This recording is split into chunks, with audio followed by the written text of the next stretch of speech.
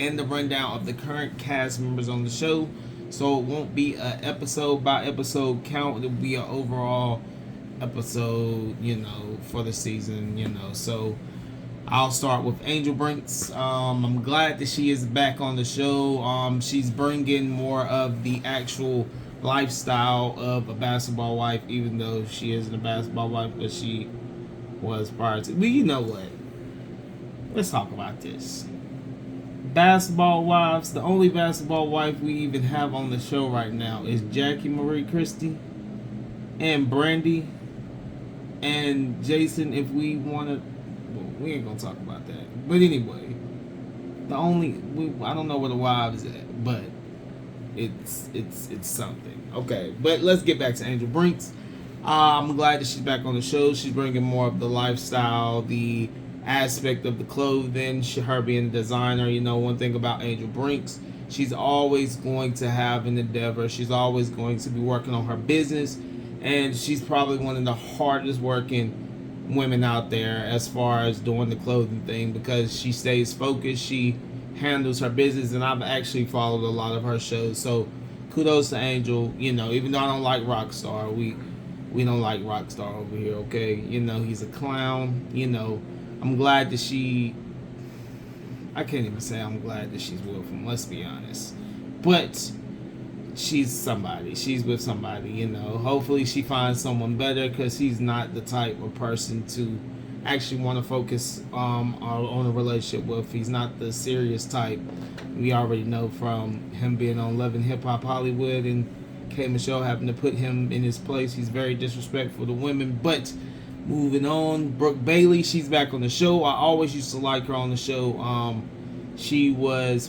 Didn't she come on here beefing with, what is Scrappy's wife's name? Bambi, yes. When she was on the show, she was beefing with Bambi. I didn't like Bambi. I liked Brooke. I liked, Gloria. I think they were teammates. Her and Malaysia never really got along when she first got on the show. But she was only on there for one season. She left, so this is her returning season back on the show. Moving on to British, her legal situation. I'm sorry that it happened. I mean, a lot of girls, I guess, out in LA, Atlanta, scamming. I mean, kudos to getting in how you live, but that ain't how I want to live, okay? But hope everything goes on with British. Everything's all right. Lorenzo is a whole joke. So, any of that wanting her to be with him, I don't. He's a clown. All right, let's move on to Jennifer Williams. This season, I am loving it for Jennifer Williams. She has had the roughest time of anybody on Basketball Wives history. She has been put through the ringer, so it's about time for her to have a season where she has her resting period. No drama. Now that EVELYN is gone, we don't like EVELYN, okay? No. Yeah, I don't like EVELYN, but I'm glad to see her actually find somebody to actually settle down with. Hopefully he's not just a cute face, he's actually someone here to stick around, and not someone that's actually here just for the camera time. It's good to see her smile, open up. You can see that this season she's embracing friendship more. I think she's just really sitting back like, oh my God, I have no drama. There's nobody here for me to beef with. I just want to be friends with everybody. I want to hug everybody. I want to kiss everybody. Give me a hug, baby. I'm very proud of her hairline. One thing about Jennifer Williams, when you look at her, she never, ever, ever, ever has a look out of place. She always looks extremely good. That's always. She's one of the few that you can honestly say when you see her on the television screen, that she always she cares about her look. She always looks good, so her wig line, I can believe it, because her hair always looks good. A lot of these girls come on TV and you just be like, babe, did you really look at yourself in the mirror before you came up out the door, and do you really think you look cute right now? I mean everybody had their bad days, but sometimes when you see that look and you just know it ain't right, and you stepped up out the door looking like that, Jennifer Williams is not that girl. Okay. Now, for me, I'm going to say my all-stars, my favorites. You know, I'm that type of person that a lot of people will probably dislike a person, you know, because they ride for their favorites. But me, I ride for energy and I ride for realness. And the people that I'm going to say is Duffy. Duffy, I loved her from the very first moment she got on the show. She had Brandy's back. Me, I'm a loyal person. I deal in loyalty. I deal with loyalty. You know, if you display loyal traits, regardless if you're annoying or you come across annoying, you know, you ride for yours. And I respect that for people. So, one thing about Duffy, and that leads in as a tie-in to Brandy too also, you know, they're very loyal people. And when you have them in your corner, best believe you got riders for life. And one thing about that is having a person like that on the show, and you know, it anchors the show because you don't have a bunch of flip-floppers. One thing I cannot stand is flip-floppers. And now that I think about it, I just realized I left off Nia and Nadaria or Nokia. They're not important enough to talk about, so we're not even going to give them no time or mention.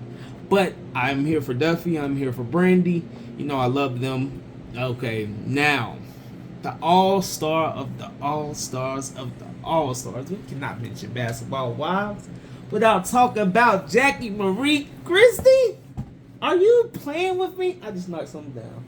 But anyway, are you playing? You cannot mention Basketball Wives without talking about my baby. I love me some Jackie Christie. I rode with her. You know, I've looked at her sometimes and been like, girl, you crazy, but you know, the show don't work without her. She's a genuine person. She's very hilarious. You know, don't make her mad. She go crazy. Crazy Jackie come out. You know, the show needs her. We need Auntie. We need Auntie on the show. You know, the way she turned up on Miss EVELYN Lozada, man. But this ain't what this season was about. But if I was doing the blogging back then, I would have some stuff to say to y'all about that. Now, breathe hard. Inhale as we talk about. You know, they say you save the best for last. But in my case, it's the worst for last. And I know y'all probably like, I know you ain't, y'all, you missing somebody. You missing somebody. You missing somebody. No, I'm not missing nobody. I'm not missing. I intentionally did this because this is why I wanted to focus my video on. And wanted to focus on this. Malaysia Pargo. A lot of people ride from Malaysia.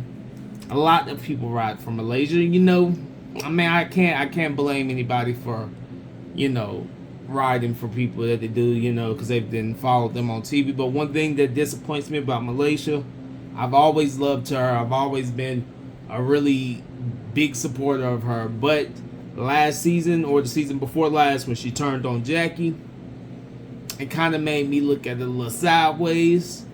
And just the fact that she moves about the group and she only puts herself she puts herself in a situation to where she does not ever really truly have anyone's back. And when her back is against the wall, she's going to choose whatever option is the best. And that's where I come into a disliking with her, because in the end of the day, she turned on Jackie. She could not really even give a reason for why her and Brandy did not get along. You know, she just said that she was moving on. She, you know, people don't stay the same all their life.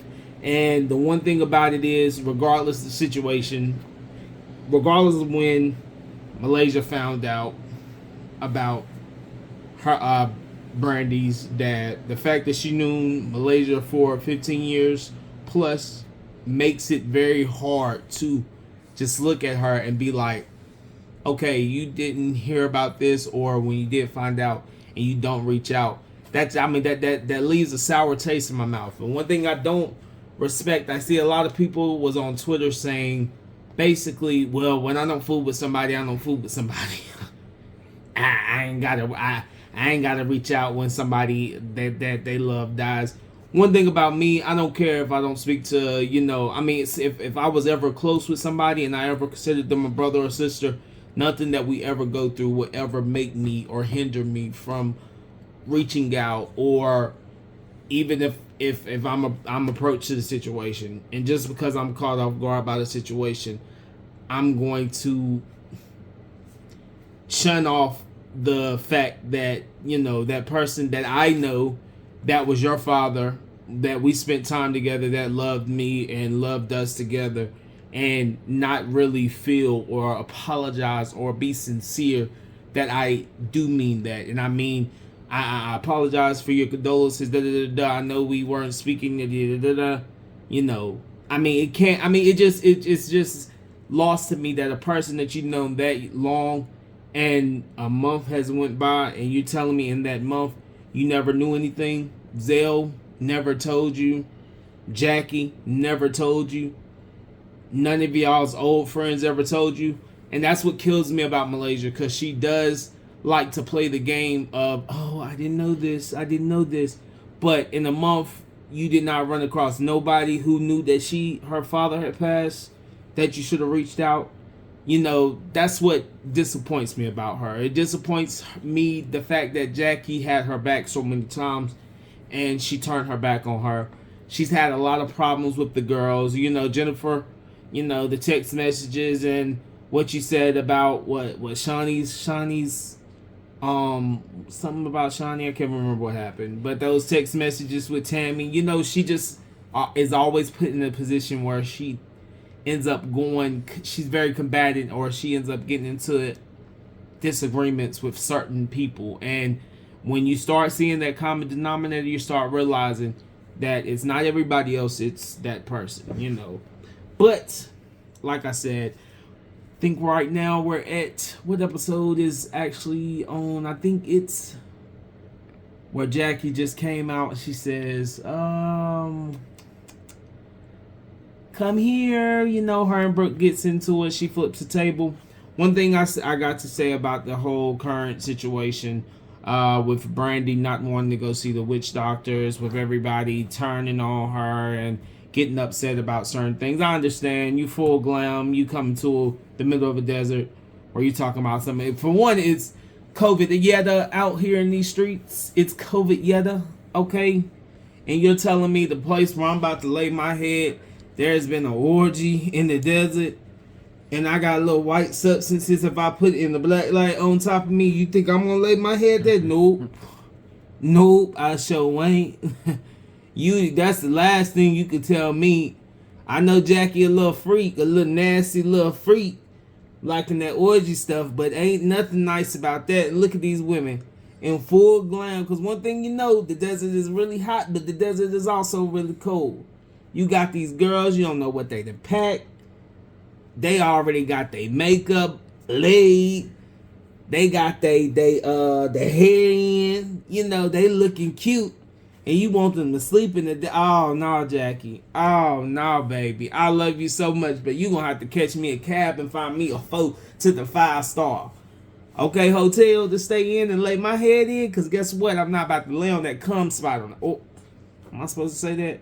I ain't going to lay on that substance spot that's on the couch, okay? Or on that pillow or on that cover, okay? That's number one. So she has to understand where everyone's coming from. But the fact that Brooke took it above and beyond to be upset and kept calling her a liar, it just was uncalled for. And it does make it seem, because you could see the way that Jackie approached the situation, she was trying to be incredibly reasonable. And that's unlike Jackie. Let's be real, that's unlike Jackie. And everybody already knows Jackie and Brooke already came to blows to where VH1 deleted the clip, sent it to the atmosphere. And we still want to know what happened in that fight. So y'all let me know if y'all want to see what happened in that fight between Jackie and Brooke. Because guess what? Miss Jackie Marie Christie won't scared. And I remember that interview back in the day, quiet as it kept. Allegedly, they say that Jackie Marie Christie went crazy on her. She let out that auntie spirit and got up in that, okay? All right, that's what they saying. But then again, Bambi said it. And Bambi ain't like Brooke.